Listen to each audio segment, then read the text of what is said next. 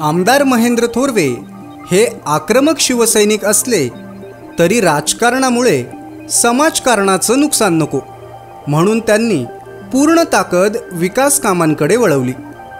पण महेंद्र थोरवे हे मतदारसंघाचा विकास करण्यासाठी एकाग्र झाल्याचं बघून विरोधकांनी मात्र त्याचा फायदा उचलला आणि त्यांच्यावर टीकेची झोड उठवली।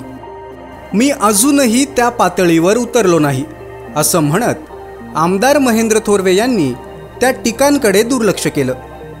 राज्यामध्ये महायुतीचं सरकार आहे, आधी त्याच्यासोबत एकनिष्ठ राहा आणि मग बोला असा इशारा सुद्धा त्यांनी वारंवार दिला। एकीकडे राष्ट्रवादीचे नेते सुधाकर घारे यांच्याकडून वारंवार टीका होत असताना हजारो कोटींचा विकास गेला कुठे असा प्रश्न आमदार महेंद्र थोरवे यांना विचारण्यात आला। पण विरोधकांना विकास बघवत नाही म्हणून उडसूट टीका करत असतात असा आक्रोश महेंद्र थोरवे यांच्या समर्थकांनी आणि जनतेने सुद्धा केला।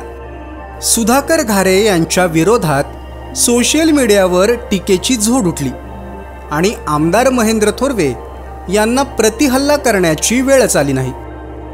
आमदार महेंद्र थोरवे हे विकास कामांच्या मुद्द्यावर ठाम होते, त्यामुळे आधी डोळे आणि कानाचे पडदे खोला आणि विकासाचं बोला असा शांत इशारा त्यांनी वेळोवेळी दिला।